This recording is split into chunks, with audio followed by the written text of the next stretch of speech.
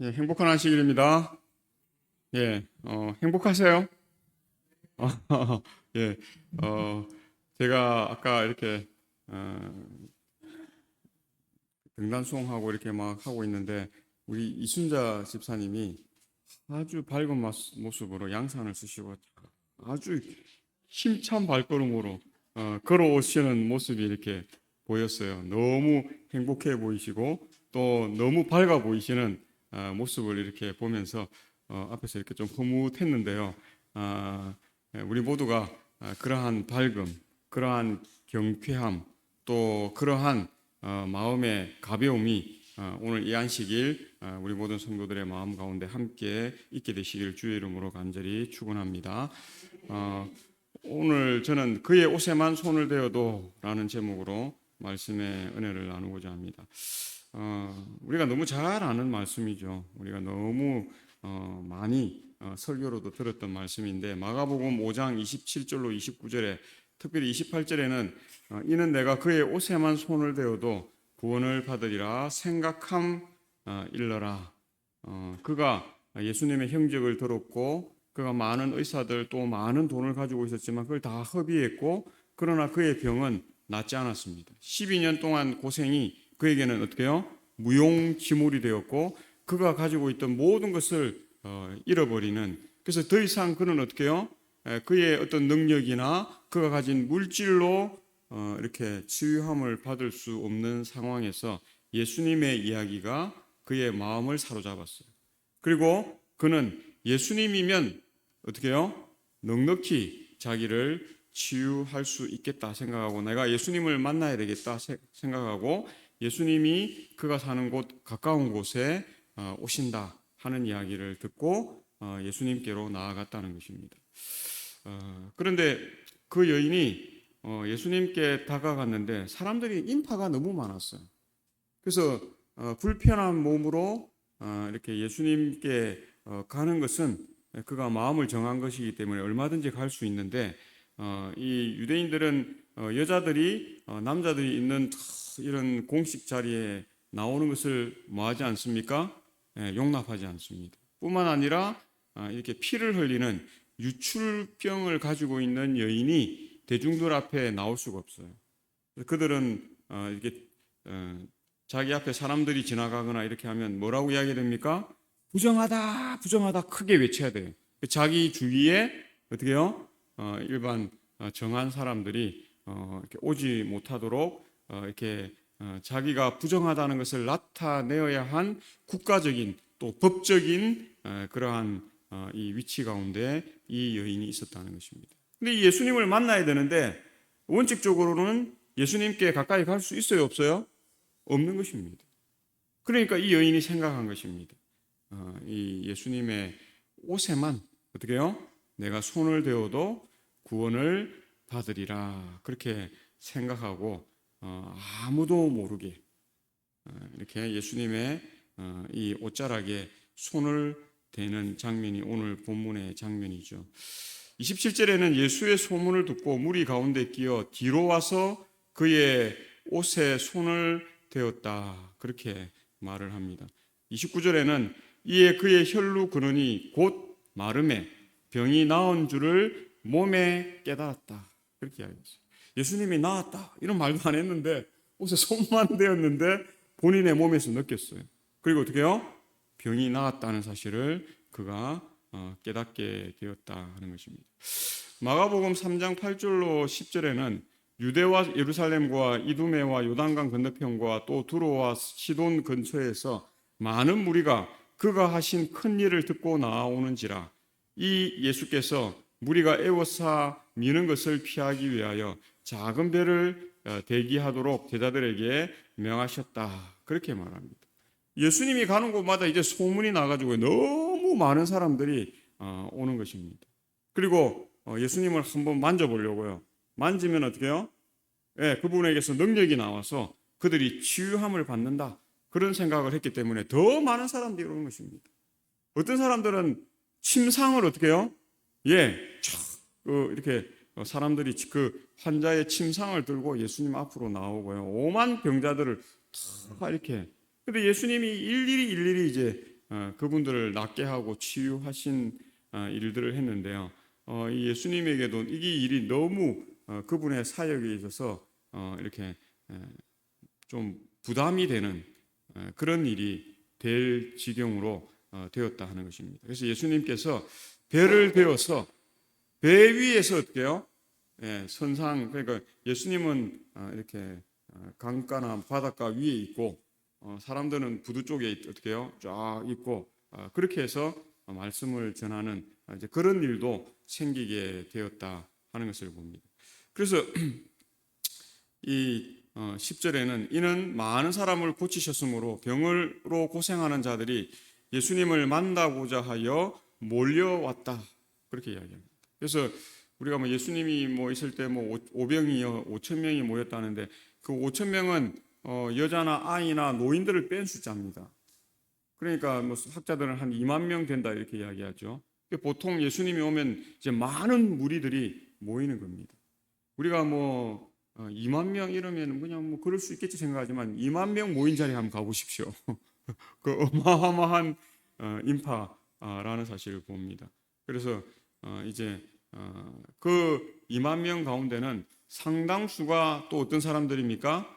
이렇게 치유를 받기 원하는 고통 중에 있는 자들도 상당수였다 하는 것들을 봅니다. 그래서 이 마가복음 6장 53절에 건너가 게레사렛 땅에 이르러 대고 배에서 내리니 사람들이 곧 예수신 줄을 알고 그 온 지방으로 달려 돌아다니며 예수께서 어디 계시다는 말을 듣는 대로 병든 자를 침상째로 메고 나오니 아무데나 예수께서 들어가시는 지방이나 도시나 마을에서 병자를 시장에 두고 이제 예수님이 지나갈 것이다 소문만 나면 어떻겠습니까? 이미 진을 치고 기다리고 있는 그러한 상황이었습니다. 그래서 예수께 그의 옷 가에라도 손을 대게 하시기를 간구하니 손을 대는 자는 다 성함을 얻으니라 그렇게 말하는 것입니다. 그래서 이미 이 여인은 그런 소문을 들었습니다. 사람들이 어떻게 해요? 예수님께 탁 이렇게 손을 대기만 해도 나음을 입었다 하는 그런 말을 전하는 사람도 있고 예수님을 만난 모든 사람들은 거의 다 낫음을 받았다 하는 그 소식을 들었기 때문에 나도 예수님을 만나러 가야 되겠다 생각했고 예수님을 만나러 갔는데 너무 많은 인파 때문에 이렇게 예수님을 불러 세울 수 있는 상황이 아님을 이 여인은 감지를 하고 어떻게 해요? 그 소문처럼 나도 예수님의 옷가에 손을 대기만 해도 나을 것이다 하는 확실한 이 확신의 믿음을 갖고 그렇게 했다는 사실을 이렇게 보는 것입니다. 이 소문이라는 건 참 무섭습니다.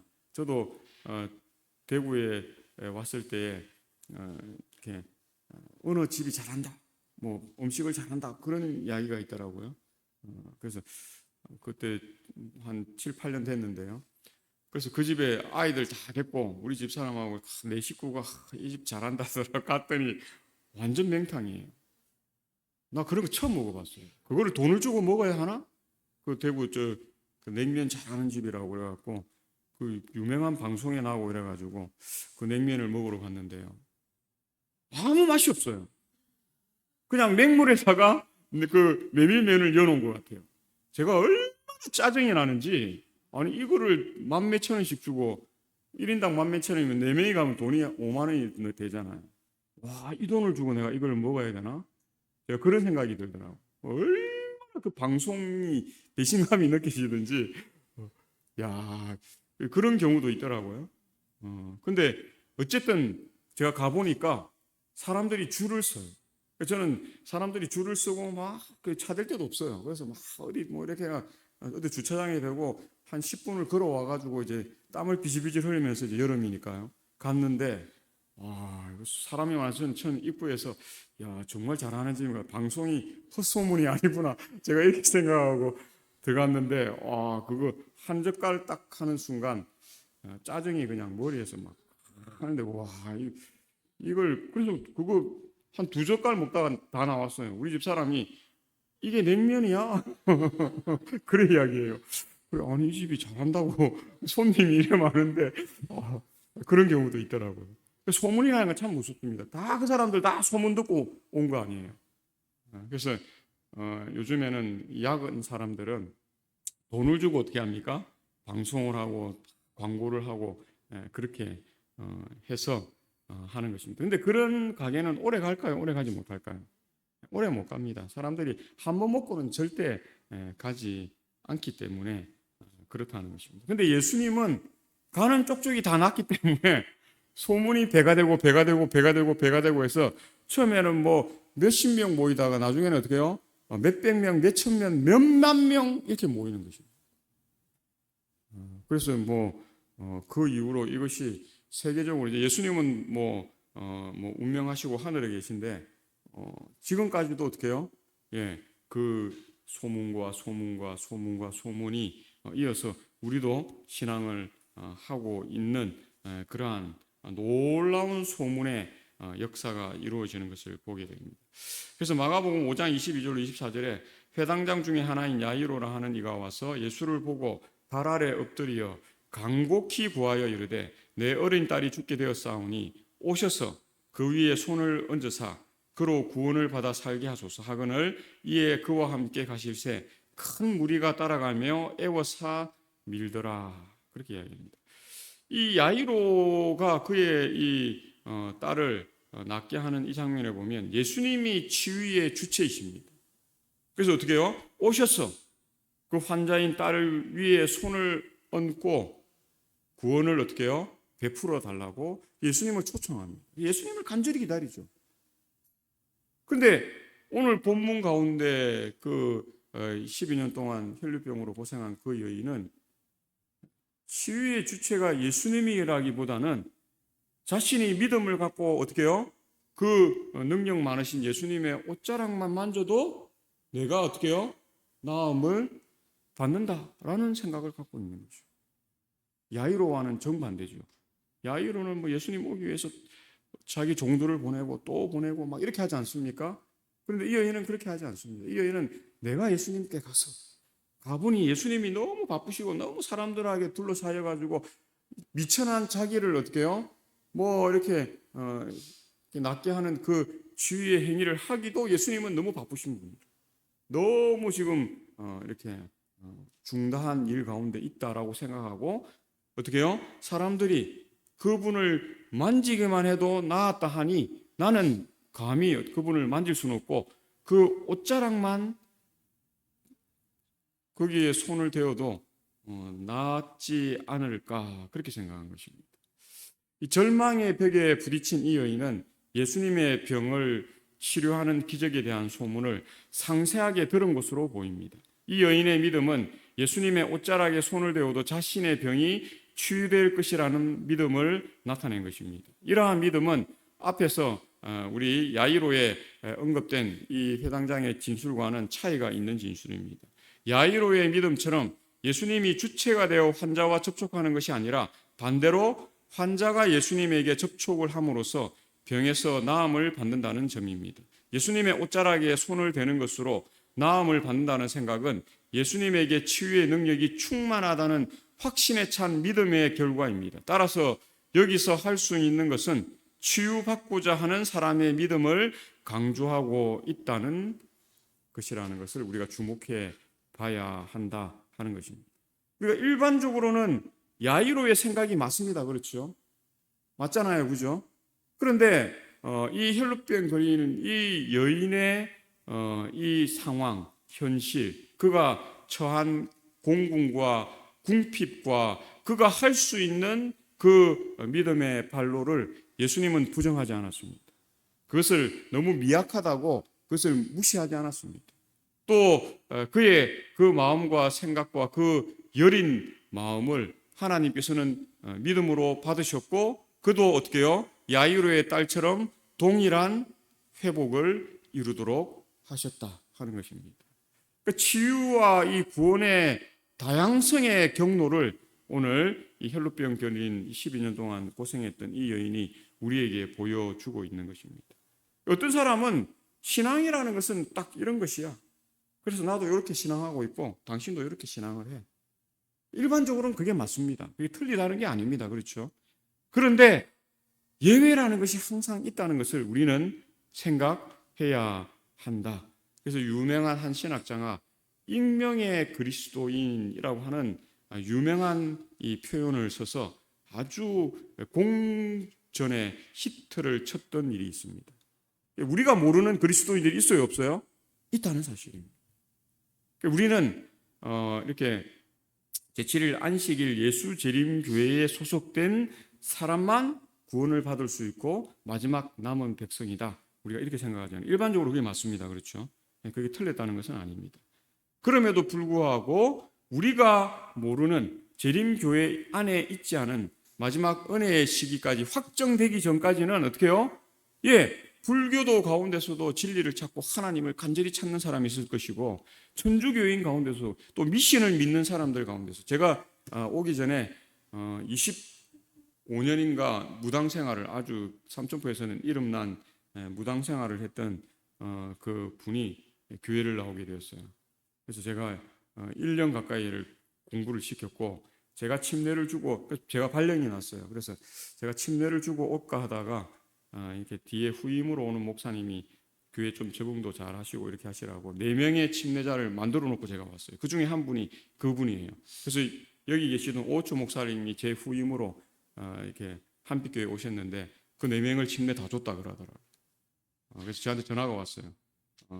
한 몇 달 전에, 2달 전인가 뭐 몇 달 전에 전화 와서 한 목사님 감사합니다. 목사님이 침례자 다 만들어 놓고 가셔서 저는 그냥 숟갈만 얹어서 그냥 맛있게 먹었습니다. 감사합니다. 이렇게 그렇게 전화가 왔더라고요.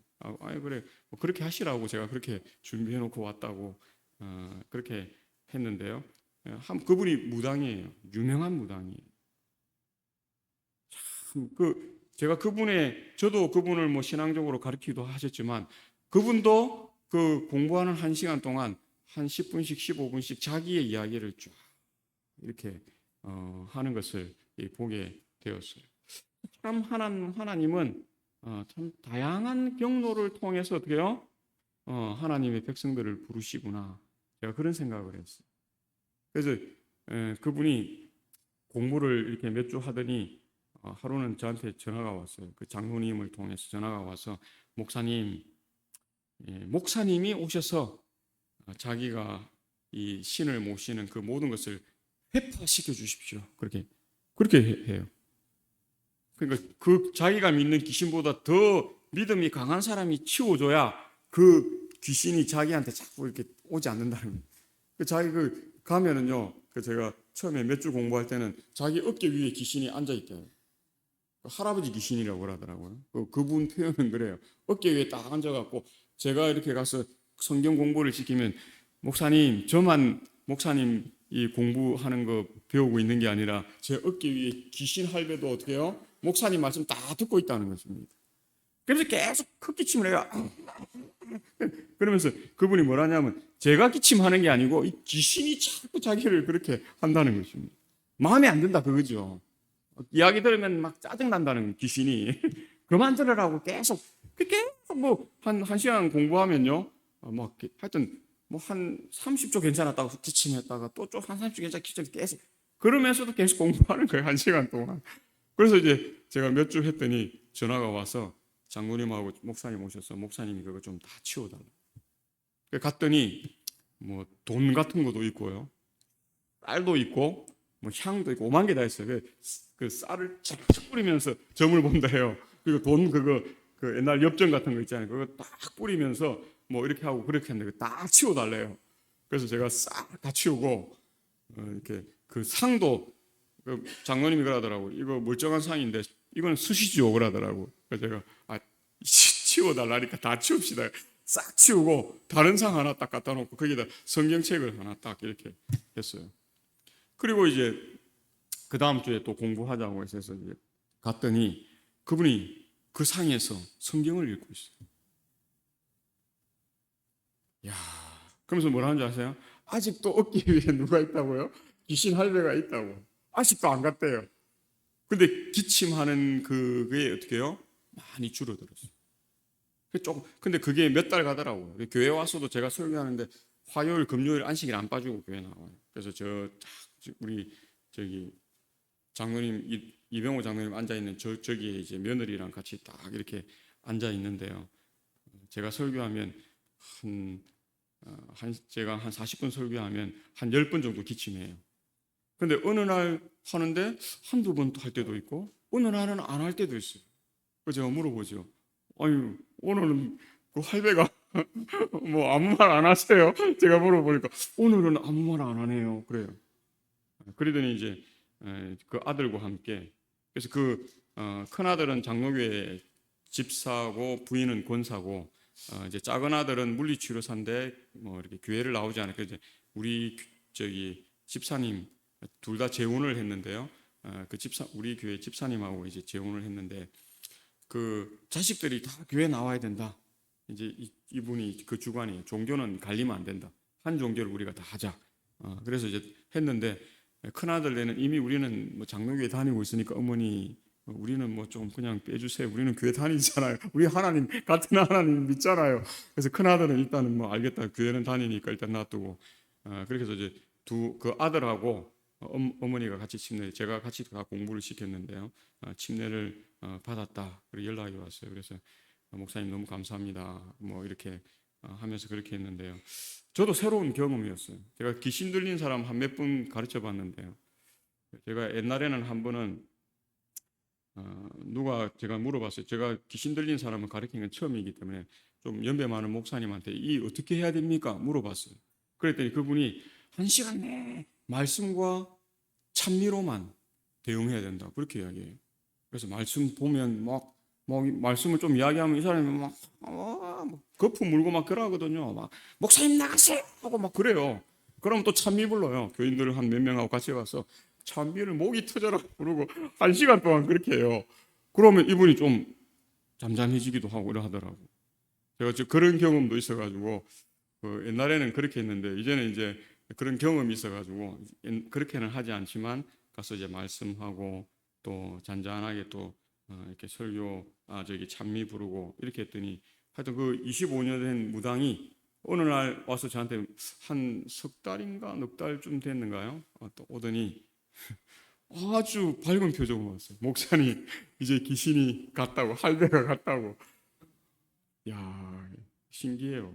그게. 그러면서 그분이 그런 이야기를 해요. 우리도 하나님이 진짜 하나님이라는 거 안다.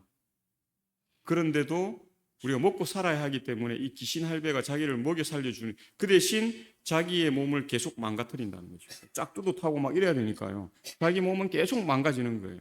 그런데 그 사람 때문에 25년 동안 자기 두 아들 그러니까 남편한테 소방 맞고 혼자서 두 아들을 이렇게 다 공부시키고 다 했다는 것입니다. 그런데 자기는 25년 동안 이 사람이 귀신이라는 걸 알고 있고 이 사람과 영원히 함께 할 수 없다는 것은 알고 있었다는 것입니다. 언젠가는 버려야 되는데 그가 한 20년 생활하면서 이제 자녀들 다 공부시키고 이제 떠나야 되겠다 했는데 기회를 못 잡은 것입니다. 근데 이제 저하고 어떻게 연결이 돼가지고 25년 만에 청산하고 자기 얼마나 몸이 가볍고 좋은지 모르겠다. 이미 몸은 다 망가졌어요. 약도 막 한 주먹씩 이렇게 먹고 하는데요.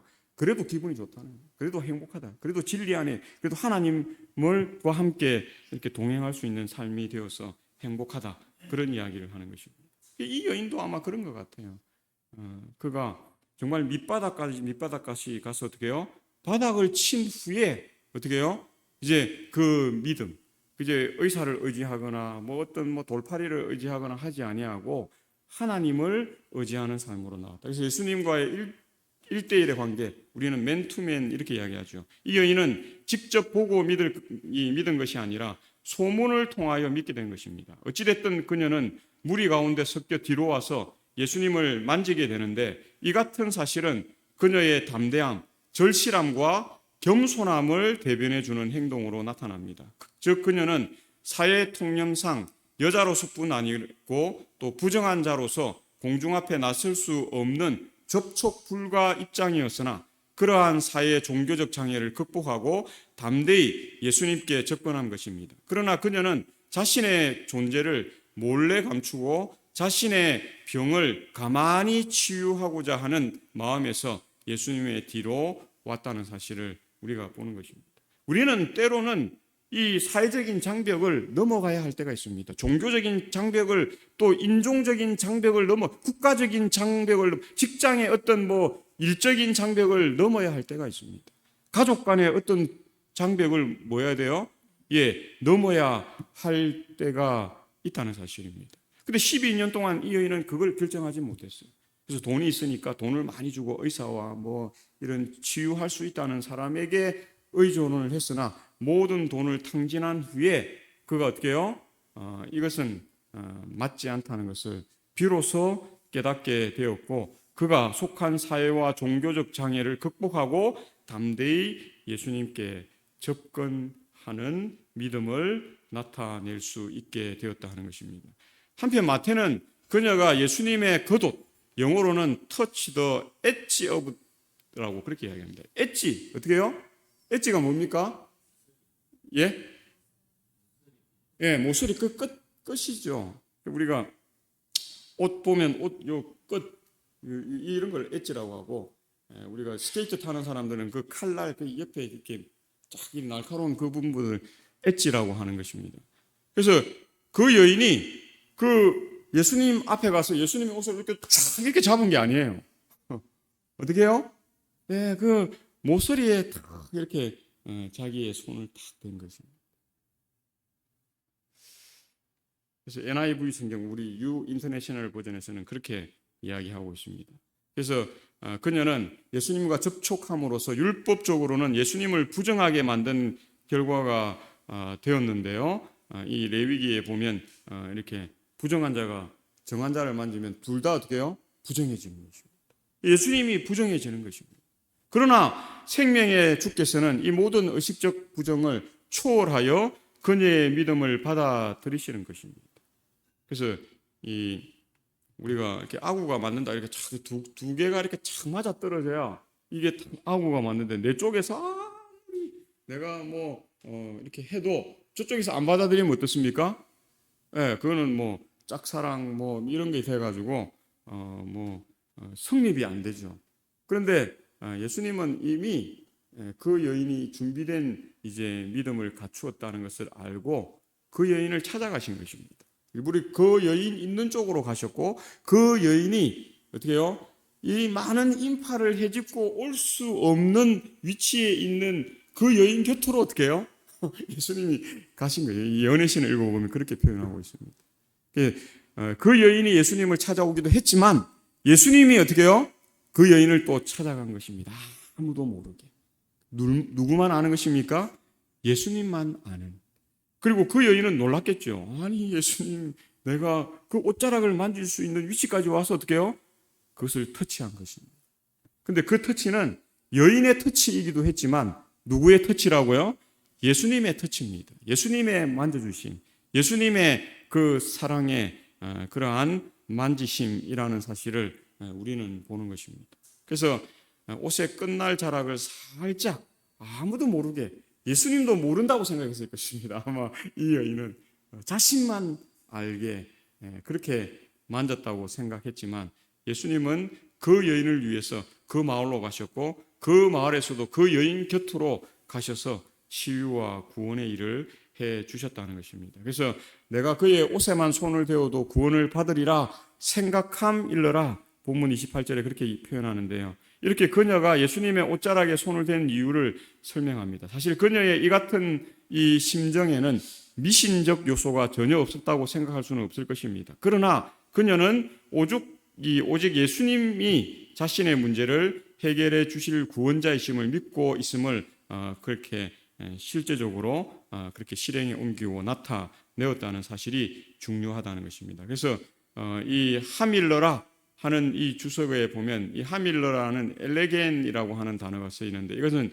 미완료 시제입니다. 헬라어 미완료 시제이기 때문에 그녀가 마음속으로 그 같은 사실을 되뇌이고 또 되뇌였음을 보여주고 있다는 것입니다. 그래서 그의 이 믿음이 약해지지 아니하고 어떻게 해요? 예수님의 그 옷자락만 만져도 내가 낫을 수 있다고 계속 자기에게 어떻게 해요? 그 믿음을 강하게 그렇게 생각하도록 스스로 되뇌이면서 그 일을 실행에 옮겼다 하는 것입니다. 그만큼 절박한 믿음의 시작이었고 그 믿음의 그 여인의 초심, 그것을 예수님께서 어떻게 해요? 아주 크게 받아들이셨다는 사실을 우리가 보는 것입니다. 오늘 우리의 믿음도 마찬가지인 것입니다. 우리가 생각할 때는 아주 미약하고 작은 것 같아도 우리가 예수님을 향한 마음을 예수님이 알게 될 때에 예수님에게 있어서 그 시작은 어떻게 해요?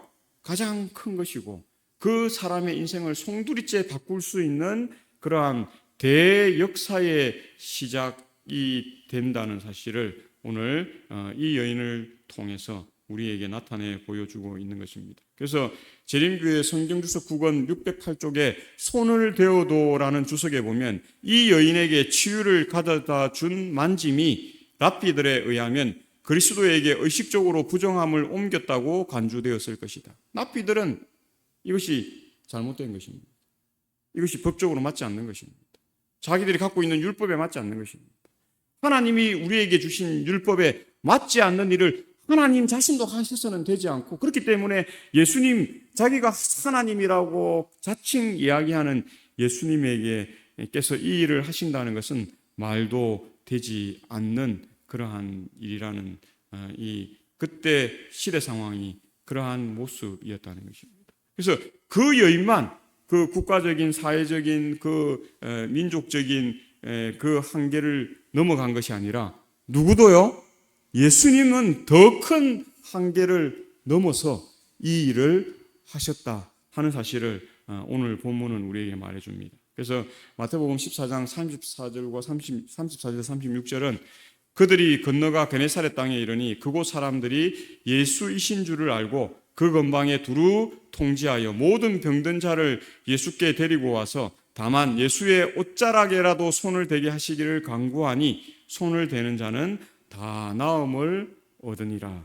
이 여인 전에도 예수님에게 이렇게 예수님의 몸에 손을 대면 이런 나음을 입을 수 있다라고 생각한 사람들이 있었어요. 그 믿음을 따라서 이 여인은 어떻게 해요? 예수님을 직접 만지는 것은 내가 가당치 않고 뭐만요? 그 옷자락에 그 가장자리만 해도 내가 손을 대어도 내가 나음을 입는다라는 생각을 했고 나음을 입었습니다. 그 이후에 사람들은 어떻게 해요? 이 손을 대는 자는 다 뭐 했다고요?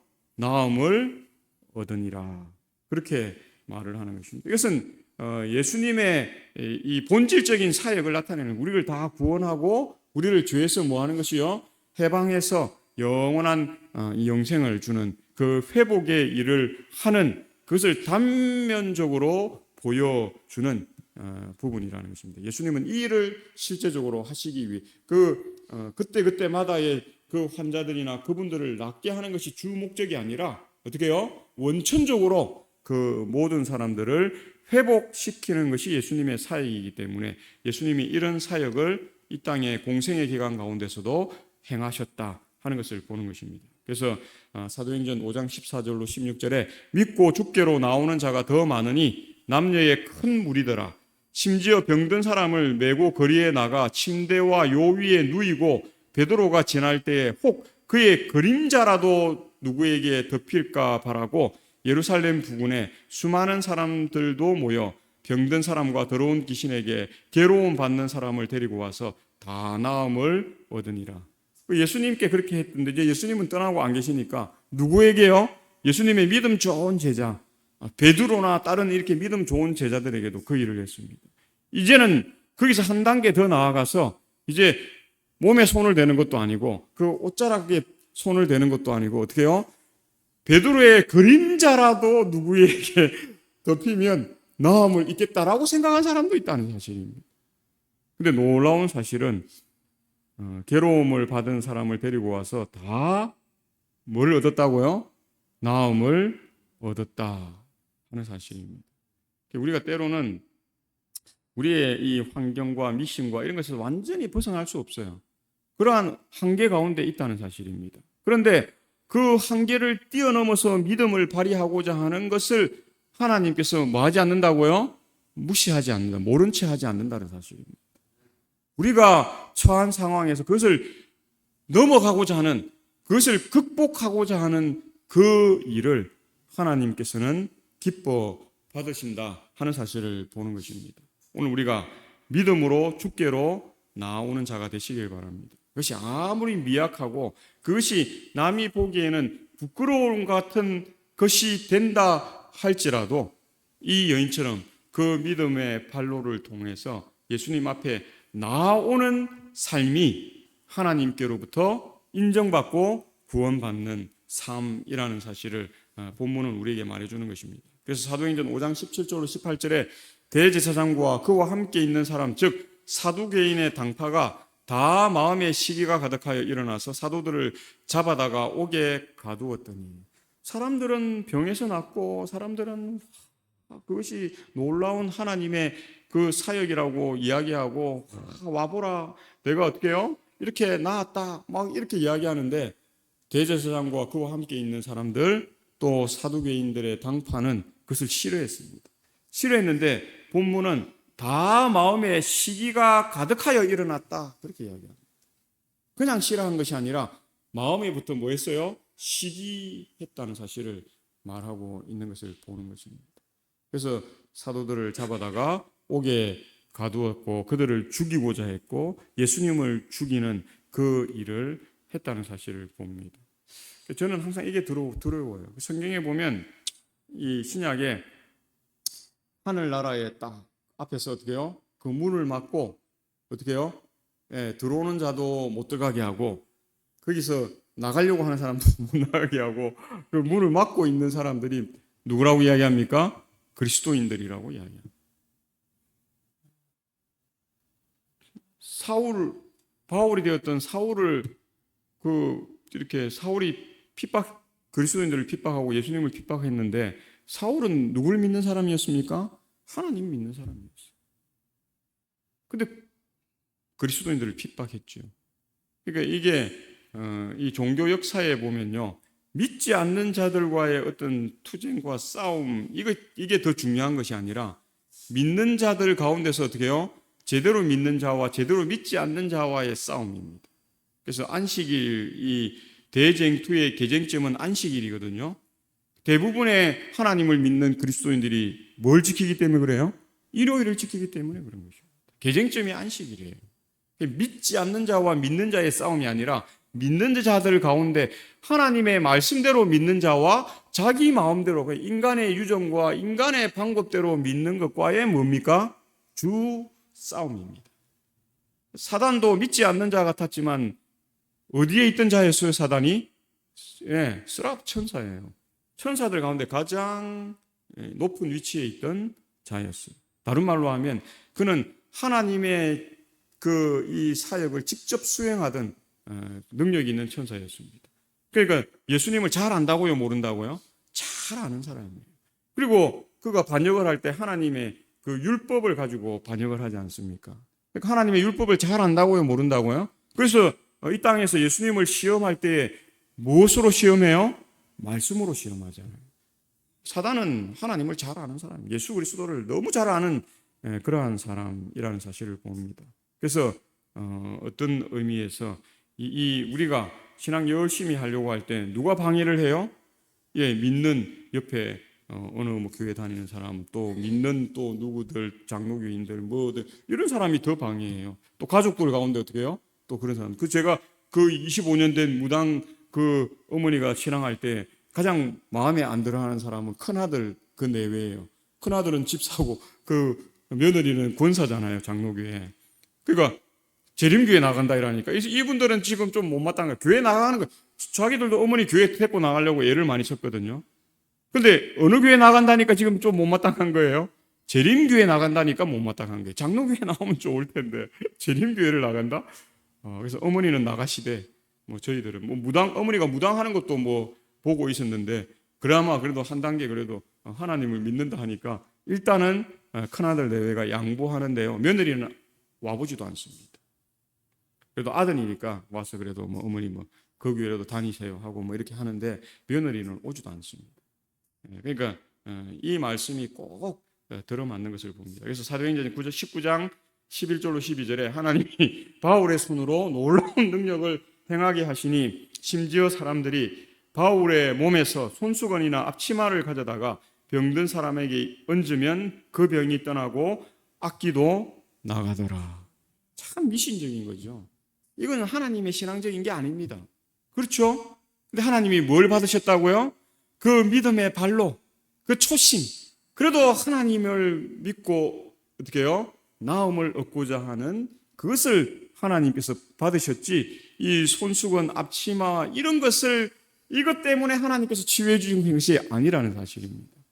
근데 사람들은 또 어떻게 이야기하죠? 아유, 바울의, 저기 베드로의 그림자만 이렇게 드리워도 낫고, 또 바울의 손수건이나 앞치마나 그 여인이 참 옷자락만 맞아도 나았는데, 뭐 이렇게 하면서 우리가 그것을 보지 말고 그 믿음, 예수님께 나왔을 때, 또 이 믿음의 그러한 사도들에게 나와서 하나님의 능력을 입고자 하는 그 믿음을 보시고 하나님께서 치유하셨다 하는 것입니다. 그래서 이에 돌아다니며 마술하는 어떤 유대인들이 시험 삼아 악기 들린 자들에게 주 예수의 이름을 불러 말하되 내가 바울이 전파하는 예수를 의지하여 너희에게 명하노라 하더라. 유대인의 한 제사장 스게와의 7 아들도 이 일을 행하더니 악기가 대답하여 이르되 내가 예수도 알고 바울도 알거니와 너희는 누구냐 하며 악기 들린 사람이 그들에게 뛰어 올라 눌러 이기니 그들이 상하여 벗은 몸으로 그 집에서 도망하는지라. 그래서 어떻게 해요? 이 나쁜 사람들이 그 바울이 그렇게 하면 낫는다고? 그럼 나는 예수님을 의지해서 그래서 거짓으로 어떻게 해요? 예수님이 이렇게 한다 하고 해보니까 돼요? 안 돼요? 안 되는 것입니다. 믿음이 없는 자이기 때문에 귀신이 그들을 눌러서 이기는 그 일을 했고, 그래서 그들이 벗은 몸으로 상하고 벗은 몸으로 그 집에서 도망하는지라. 우리 믿음 있는 자가 수건만 가져도 그림자만 덮여도 우리가 이런 생각하면 돼요? 안 돼요? 안 되는 것입니다. 믿음이 있는 우리는 그 믿음으로 구원을 받으려고 해야지 이런 이 거짓된 것에 속아서 이걸 해보니까 되더라고요? 안 되더라고요? 거짓은 되지 않는다 하는 것입니다. 그래서 이 시대의 소망 429쪽에는 우리를 하늘과 연결시키고 흑암의 권세와 겨루어 싸울 힘을 주는 것은 믿음이다. 하나님께서는 모든 죄악적인 특성을 정복하고 아무리 강력한 시험이라도 모두 대항할 수 있는 방도를 그리스도 안에 준비하셨다. 그러나 많은 사람들이 자신들은 믿음이 부족하다고 생각하므로 그리스도에게서 떨어져 있다. 이런 사람들은 저희의 어쩔 수 없는 무가치함을 가지고 긍휼하신 구주의 이 자비에 전적으로 자신을 맡기도록 하라. 자기를 보지 말고 누구를 쳐다보라고요? 그리스도를 쳐다보라. 이 여인의 승리가 그리스도를 의지했기 때문에, 그리스도를 바라봤기 때문에, 그리스도의 능력에 그가 그의 온 마음을 드렸기 때문에 가능했다는 것을 우리가 생각하시고, 오늘 그의 옷에만 손을 대어도 하는 이 표현은 그 믿음을 봐야 한다는 사실을 우리가 가지고 오늘 우리가 믿음으로 승리하는 모든 백성들 되시기를 바라면서 말씀을 줄이겠습니다.